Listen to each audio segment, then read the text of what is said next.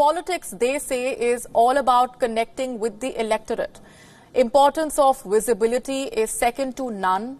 The 2020 presidential elections may turn this traditional notion on its head.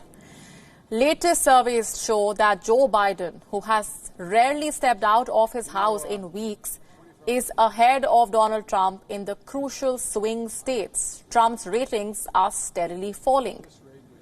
The battleground states of Florida, Michigan, Pennsylvania, Wisconsin propelled Donald Trump to the White House. In recent surveys, including one done by Fox News, Biden is leading Donald Trump in all these states. What would worry Donald Trump even more are the findings of Fox News surveys in Michigan and Pennsylvania.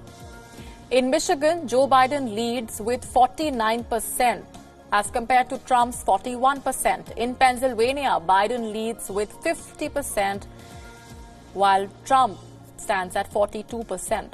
In politics and governance, there is always one contingency plan. When all else fails, blame external forces.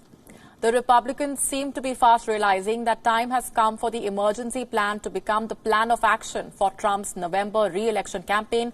According to reports published in American media, Republican Senate panel has sent campaign teams a 57-page memo asking them to blame China for the COVID-19 situation in the United States. The document asks campaign managers to push the message that China caused this pandemic by covering it up, lying and hoarding medical supplies. Massive campaigns are to be carried out targeting China for stealing millions of American jobs. It also directs the cadre to target Democrats as being soft on China and the Communist Party. The plan is clear. However, for it to work, Donald Trump needs two things to happen quickly.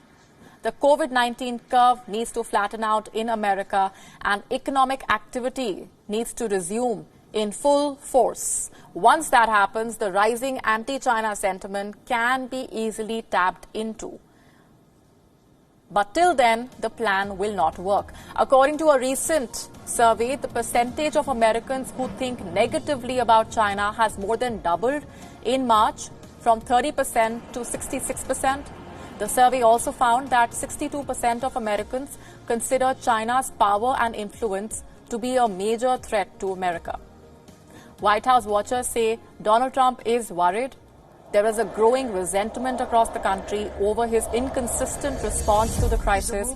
He realizes that America First campaign that worked for him in 2016 might be his best option in 2020. For that, he needs to convince voters that Beijing is the public enemy number one. The enemy that he promised to fight in 2016 and that he needs to return to the White House to continue the fight even after November 2020.